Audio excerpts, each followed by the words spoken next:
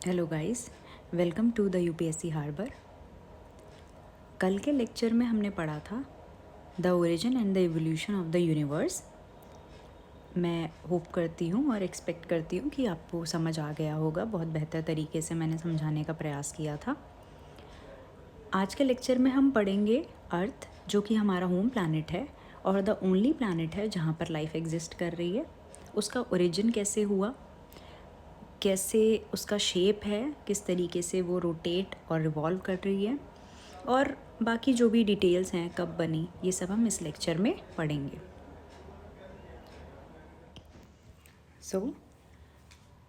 अब हम चलते हैं कि हमें कैसे पता चलता है कि अर्थ कब ओरिजिनेट हुई और किस तरीके से वो इवॉल्व हुई।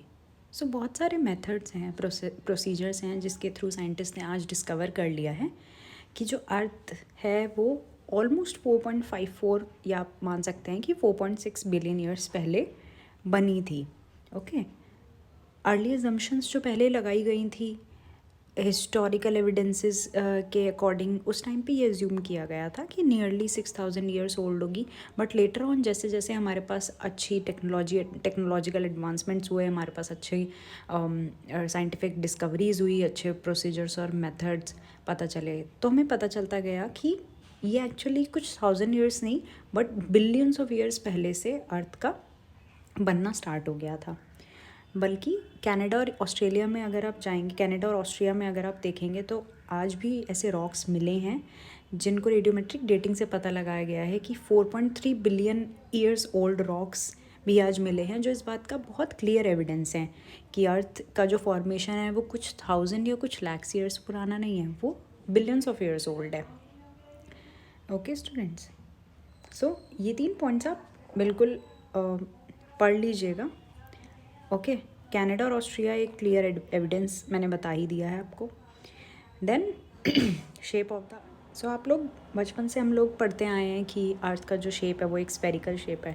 बट अब हमें, जब हम इसको और थोड़ा सा अच्छे से पढ़ेंगे, अच्छे से एनालाइज करेंगे, तो हम समझेंगे कि earth is not actually a sphere. In fact वो एक जियोइड शेप है। No, geoid may be very new to you, क्योंकि एक्चुअल में वो शेप पहले नहीं था, वो वर्ड इन्वेंट ही हुआ है अर्थ का स्ट्रक्चर या फिर उसके शेप को डिनोट करने के लिए। Now what is geoid? Geoid एक इस तरीके का स्फेरिकल स्ट्रक्चर की ही एक कैटेगरी है, बट कुछ इस तरीके का स्फेरिकल स्ट्रक्चर है जहाँ पे बल्ज हो at the mid and flattened हो at the poles. For example, अगर आप स्फेयर की बात करें तो that is a simple sphere, but आप अगर जियोइड की बात करेंगे तो वो फ्लैटेंड होगा पोल्स पे और उसमें एक बल्ज होगा उसके सेंटर में। इस चीज़ का एविडेंस हमें कैसे मिलता है, एक बारी ये समझ लेते हैं। जब ये देखा गया कि डायमीटर क्या है तो देखा गया कि इक्वेटोरियल डायमीटर, यानी इक्वेटर से जब हम डायमीटर कैलकुलेट करते हैं अर्थ का, दैट इज़ अराउंड 12,756 किलोमीटर से, किलोमीटर्स में है और यहाँ पर ये स्पेलिंग में आई थिंक मिस्टेक हो गया, तो आप उसको करेक्ट कर लीजिएगा। 12,756 किलोमीटर इक्वेटोरियल डायमीटर है एंड 12,714 किलोमीटर्स अर्थ की पोलर डायमीटर है। दैट मीन्स अगर आप स्फेयर की बात करेंगे तो उसका रेडियस, डायमीटर किसी भी पॉइंट से सेम रहता है, बट अगर आप अर्थ की बात करेंगे तो this is the equatorial diameter and this is the polar diameter. So अगर आप अर्थ के शेप की बात करेंगे तो ये जो आपका है ये 12,756 है एंड ये जो आपका है डायमीटर, दिस इज़ 12,714। ये अपने आप में एक एविडेंस है ये शो करने के लिए कि अर्थ एक बल्ज्ड स्ट्रक्चर है, डायमीटर हर डायरेक्शन से सेम नहीं है, so it is clearly not a sphere and in fact not a helix, not a spiral. अब ये हुआ क्यों? इसका रीज़न समझना बहुत ही सिंपल है। It is because of the centrifugal forces. Earth rotate करती है, ये आप सभी लोग बहुत अच्छे से जानते हैं। जब भी कोई चीज़ रोटेट करती है तो आपने देखा होगा, अगर सेंटर में किसी चीज़ में मास है तो वो कोशिश करेगा कि वो रोटेट के दौरान बाहर की तरफ फोर्स लगाएगा, बाहर की तरफ मूव करने की कोशिश करेगा। इसी को हम सेंट्रीफ्यूगल फोर्स बोलते हैं। अगर किसी भी ऑब्जेक्ट में मास है और अगर वो रोटेट हो रही है तो उसका मास बाहर की तरफ लगने की कोशिश करेगा। यही एक बेसिक रीज़न माना गया है अर्थ के बल शेप का और उसके जियोइड शेप का। नाउ पहले ये माना जाता था दैट अर्थ जो है वो एक फ्लैट सरफेस है, but with time, with the passage of time पता चला कि वो एक फ्लैट शेप नहीं है, in fact that is a geoid, जो हमने अभी पिछली स्लाइड्स में पढ़ा। बट कुछ एविडेंसेस हैं बहुत ही बेसिक, जो आप डेली लाइफ में आप एविडेंसेस देखेंगे जो आपको ये प्रूफ करते हैं कि वो एक्चुअल में एक spherical kind of geoid shape है। पहला हम इसमें बहुत ही सिंपल और बहुत ही क्लियर एक्सप्लेनेशन पढ़ेंगे किस चीज़ का, शिप्स विजिबिलिटी का। जब भी शिप्स को देखा जाता है आते हुए, राइट में आप जो डायग्राम एक बारी उसकी तरफ देखें, आप देखेंगे ये अर्थ है, यहाँ पर ये शिप है। शिप का जो अपर पोर्शन है इसे मैस्ट बोलते हैं, लोअर पोर्शन को हम हल बोलते हैं। जब भी शिप कहीं आती है, दैट मीन्स किसी पोर्ट पर आ रही है या फिर कोई पोर्ट से लीव कर रही है, डिपार्ट कर रही है या अराइवल हो रहा है उसका, तो ये चीज़ देखी गई है, जैसे कि यहाँ पे आप पढ़ेंगे एक्सप्लेनेशन।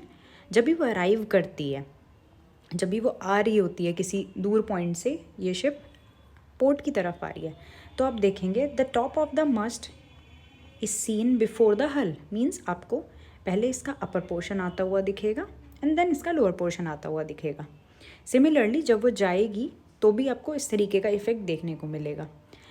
अगर अर्थ फ्लैट होती तो आपको इस शिप का पूरा पोर्शन एट वंस दिखाई देता, जो कि नहीं होता है। एक और एविडेंस देखते हैं, सनराइज एंड सनसेट पे आते हैं। ये भी एक बहुत क्लियर एविडेंस है, इसकी मदद से बहुत इजीली समझ में आता है और बहुत क्लियरली समझ में आता है कि जो हमारा अर्थ है वो एक जियोइड शेप है, नॉट अ फ्लैट सरफेस। तो अगर आप अर्थ की बात करें तो अर्थ जो है वो मूव करती है वेस्ट से ईस्ट की डायरेक्शन में, okay. And here is our sun, मैं रफली आपको दिखाना चाह रही हूँ इस वक्त। सो ये एक बहुत सिंपल चीज़ है कि अगर वैसे ईस्ट की तरफ जा रही है, इसी वजह से ऐसा होता है, जैसे हम लोग बोलते हैं ना कि सबसे पहले ईस्ट में सनराइज़ होता है एंड देन उसके बाद वेस्ट में वो सन ढलता है। सो सन ईस्ट में विजिबल होता है। अगर अर्थ फ्लैट होती तो पूरे वर्ल्ड को सनराइज़ और सनसेट दोनों सेम टाइम पर मिलते, बट ऐसा नहीं होता है। जैसे जैसे अर्थ यहाँ से रोटेट करना शुरू करती है वैसे वैसे फर्स्टली इस पोर्शन में, then there, then there, then there, एक एक करके सन की विजिबिलिटी होती है। देन थर्ड इज़ द, पहले ये था कि हमारे पास स्पेस शटल्स नहीं थे, कोई किसी ने देखा नहीं था स्पेस में जाके कि अर्थ कैसा स्ट्रक्चर है, बाहर से कैसा दिखती है। बट अब आज के टाइम पे मॉडर्न टेक्नोलॉजीज और इतनी बार विजिट हो चुकी है स्पेस में कि एरियल फोटोग्राफ्स भी बहुत एक क्लियर एविडेंस दिखाते हैं कि अर्थ का शेप एक्चुअल में बाहर से देखने पर पता चलता है कि वो एक्चुअल में एक जियोइड शेप है।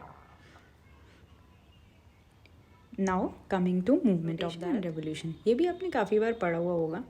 रोटेशन कॉज करता है days and night, and revolution से सीजन्स में चेंज आता है। ये भी आपने पढ़ा होगा कि 24 आवर्स का एक डे जो होता है वो रोटेशन की वजह से होता है, एंड 365 डेज़ का जो ईयर होता है वो रेवोल्यूशन की वजह से होता है। And leap year of course 366 days, इसमें भी ये टोटल 24 आवर्स नहीं होता है, बट उसमें हमें इन डेप्थ जाने की इतनी नीड नहीं है।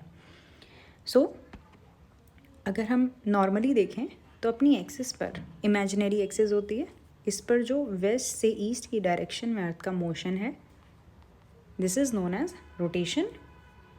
एंड जब सन के चारों तरफ उसका मूवमेंट होता है, that is known as revolution. So students, ये जो टॉपिक अब हम पढ़ने जा रहे हैं, that is varying lengths of days and nights, ये अपने आप में बहुत ज़्यादा इम्पॉर्टेंट, बहुत महत्वपूर्ण टॉपिक हो जाता है। रीज़न ये है कि ये टॉपिक हमें समझाएगा कि जैसे आप देखते हैं कि जैसे जैसे सीजन्स में परिवर्तन आता है, सीज़न चेंज होते हैं, ड्रिफ्ट होते हैं from summer to winter, autumn, spring, अलग अलग सीजन्स में आप देखते होंगे कि डेज़ और नाइट की लेंथ हमें बदलती हुई दिखती है। जैसे कि आप देखते हैं कि समर में जो डेज़ होते हैं, लॉन्गर डेज़ होते हैं एंड शॉर्टर नाइट्स होती हैं, और वही उसी का रिवर्स आप विंटर्स में देख पाते हैं। तो वो हम समझेंगे कि कैसे होता है और रिवोल्यूशन पर वो कैसे डिपेंड होता है। अर्थ अगर रिवॉल्व कर रही है तो उससे डेज़ और नाइट्स की ड्यूरेशन में परिवर्तन कैसे आ रहा है, सीज़न कैसे चेंज हो रहे हैं। ओके, सो आप इस डायग्राम को देखेंगे, या मैं बेहतर अंडरस्टैंडिंग के लिए आपको इस डायग्राम से समझाना पसंद करूँगी। देखिए, जैसे जैसे मैं आपको पेन से समझाने की कोशिश करूँ, आप एक एक पॉइंट बहुत अच्छे से समझ जाएंगे। सबसे पहले हम इस डायग्राम से अपना स्टार्ट करेंगे। सो ये डायग्राम समझने से पहले ये समझना बहुत ज़रूरी है कि जो हमारा इंडियन सब कॉन्टिनेंट है, इंडिया जो हमारा नेशन है, वो नॉर्दर्न हेमिस्फेयर का पार्ट है। ये अगर आपको याद रहेगा, ये बहुत इंपॉर्टेंट है याद रखना कि इंडिया जो है वो नॉर्दर्न हेमिस्फेयर का पार्ट है। अगर आप ये बहुत अच्छे से याद रखेंगे तो आपको ये भी याद रखने में, इस डायग्राम को याद रखने में काफ़ी आसानी होगी। ठीक है, तो India being a part of the northern hemisphere, आप यहाँ पे देखेंगे अर्थ जो है वो 66.5 डिग्री के एंगल से इंक्लाइंड है। दिख रहा होगा आपको ये डायग्राम में, और ये आपने पढ़ा भी होगा पहले। ये जो कंडीशन है इस डायग्राम में, आप देख सकते हैं कि अर्थ टिल्टेड है और सन रेज जो हैं वो नॉर्दर्न हेमिस्फेयर पर पड़ रही हैं। नॉर्दर्न हेमिस्फेयर पर जब सनरेज पड़ेंगी तो आप देखेंगे डायरेक्ट सनरेज पोल तक भी पहुंचने की कोशिश करेंगी, और इस सिचुएशन में आप देखेंगे कि आपको नॉर्थ पोल पर 24 आवर्स डे देखने को मिलेगा, एंड 6 मंथ्स के लिए आपको नॉर्दर्न पोल पर, नॉर्थ पोल पर डे देखने के लिए मिलेगा। वेयरएज अगर आप साउथ पोल की तरफ जाएंगे तो यहाँ पर सनलाइट पहुँच ही नहीं पा रही होगी, लाइक बेयरली सनरेज वहाँ पर पहुँच पाएंगी। इसलिए आपको यहाँ पर 6 मंथ्स नाइट और पूरा लाइक फुल नाइट की सिचुएशन आपको दिखेगी। ये जो होता है, अब आप अगर इंडिया को सोचें कि नॉर्दर्न हेमिस्फेयर में अगर बहुत ज़्यादा सनरेज आ रही हैं, हमें लॉन्गर डेज दिख रहे हैं, तो ये हम इंडिया में कब फील करते हैं? हम भी तो एक नॉर्दर्न हेमिस्फेयर का पार्ट है ना, तो हम कब फील करते हैं कि सनरेज काफ़ी ज़्यादा हैं, हाई हैं, सबसे ज़्यादा लॉन्गेस्ट ड्यूरेशन ऑफ डेज है।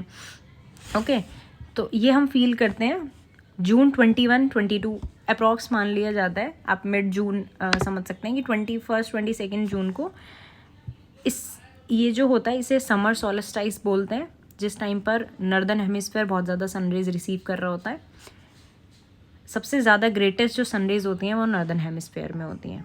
ओके, इसका बिल्कुल ऑपोजिट होता है। अगर आप इस डायग्राम की तरफ आएंगे तो ये किस तरीके से इसकी एक साइकिल चल रही है, ये पूरी, ये भी मैं आपको समझाऊंगी। बट अगर आप इस डायग्राम को समझेंगे, नॉर्दर्न समर सोलस्टाइस के साथ विंटर सोलस्टाइस समझना बहुत ही ज़्यादा आसान हो जाता है। तो आप इस डायग्राम को समझेंगे कि ये वाला जो डायग्राम है वो इस डायग्राम का बिल्कुल ही ऑपोजिट है, क्योंकि हमें फर्स्ट डायग्राम में देख रहे थे कि हमें जो सनरेज हैं वो डायरेक्टली नॉर्दर्न रीजन पर पड़ती हुई दिखाई दे रही हैं, जबकि इस डायग्राम में हमें सनरेज जो हैं वो सदर्न पोर्शन पर पड़ती हुई दिखाई दे रही है, सदर्न हेमिस्फेयर में।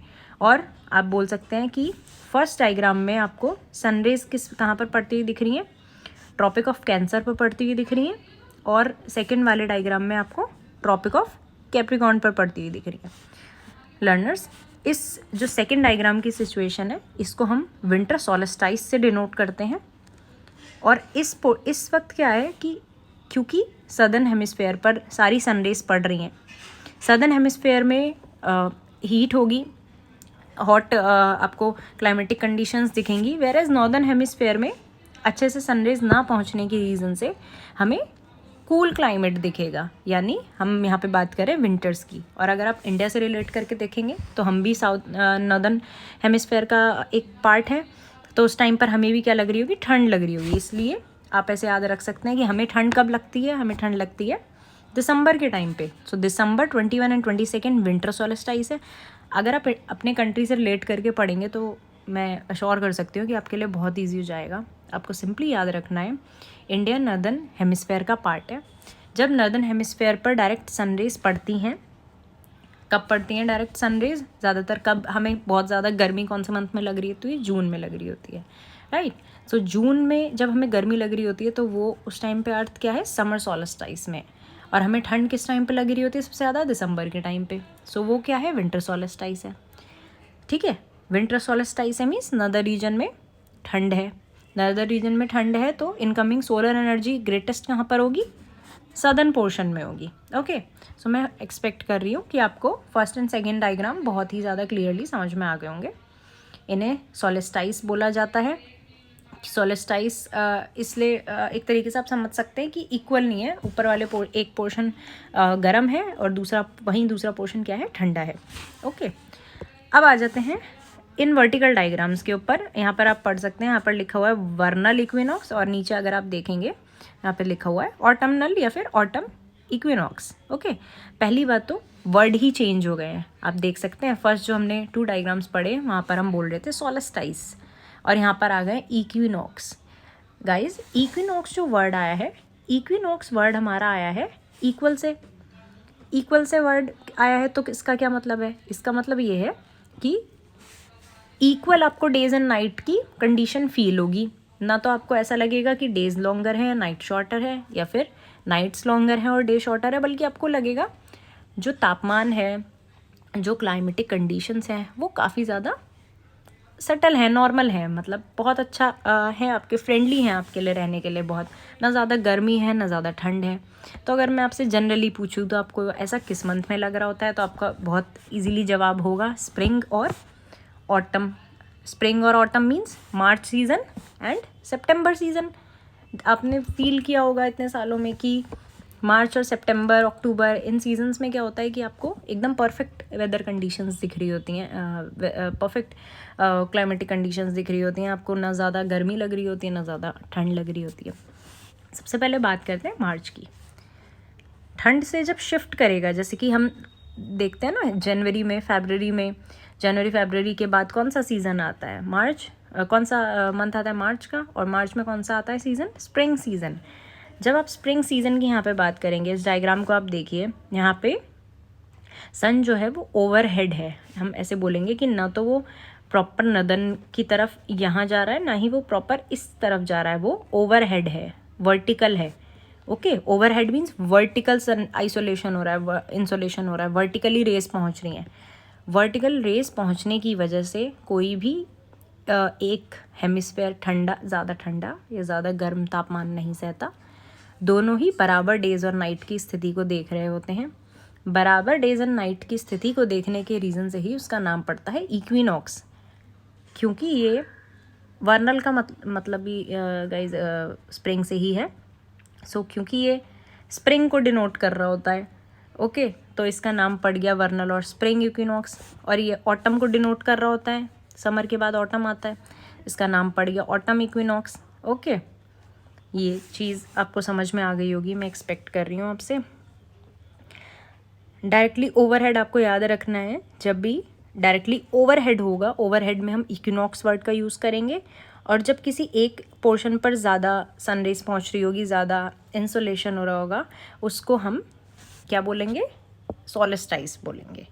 ओके, ठीक है, मैं उम्मीद करती हूँ कि आपको ये टॉपिक बहुत अच्छे से समझ आ गया होगा। रेफरेंस के लिए आप ये डायग्राम बना सकते हैं ताकि आपको समझने में और बेहतरी हो। गाइस, ये डायग्राम और ये टॉपिक बहुत ज़्यादा इंपॉर्टेंट हो जाता है। आज की क्लास में हमने जो भी टॉपिक्स पढ़े उन सब में ये काफ़ी महत्वपूर्ण टॉपिक हो जाता है। तो मैं आपसे उम्मीद करूँगी कि आप इस टॉपिक को बहुत अच्छे से पढ़ लें। अच्छा, इसके साथ में 2 बहुत छोटी डेफिनेशंस हैं जो मैं चाहूँगी कि आप एक बारी थोड़ा गो थ्रू कर लें। बहुत ज़्यादा इम्पोर्टेंट नहीं है, बट फिर भी मैं चाहूँगी कि आपको पता हो। एक वर्ड है guys, dusk, dawn and dusk. Okay, ये क्या है? देखिए, डॉन का मतलब क्या है?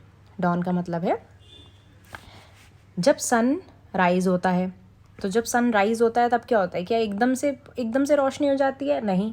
हमने आज की ही क्लास में पढ़ा था एविडेंस की अर्थ जो है वो जियोइड शेप की है। अगर फ्लैट होती तो एकदम से हमें सनराइज दिखती, बट ऐसा नहीं होता। धीरे धीरे करके हमें जैसे जैसे अर्थ रोटेट होती है वैसे वैसे हमें सन दिखना शुरू होता है। तो सनराइज़ जब होता है, सनराइज़ से लेकर के जब तक सन हमें कम्प्लीटली सन की रेज़ मिलने लगती हैं, लाइक सुबह जो वो 5-6 बजे का टाइम होता है उससे लेकर के जब तक प्रॉपर हमें सनरेज मिल जाती हैं, उसके बीच के पीरियड को हम डॉन बोलते हैं। सिमिलरली रात के टाइम पे एक बहुत छोटा पीरियड ऑफ टाइम होता है जब सन ढलना शुरू होता है। सन के ढलने से लेकर के जो कंप्लीट डार्कनेस का पीरियड है, ओके, जब प्रॉपर नाइट हो जाती है, प्रॉपर लाइक सनरेज नहीं रहती हैं, अब उसके बीच के पीरियड को हम डॉन बोलते हैं। ओके, डस्क एंड डॉन बहुत ही ज़्यादा बेसिक डेफिनेशंस हैं, बट मैं चाहूँगी कि आप एक बारी ये अच्छे से कवर कर लें। इस लेक्चर में इतना ही। अगले लेक्चर में हम सोलर सिस्टम पढ़ेंगे। Thank you for attending. Keep learning.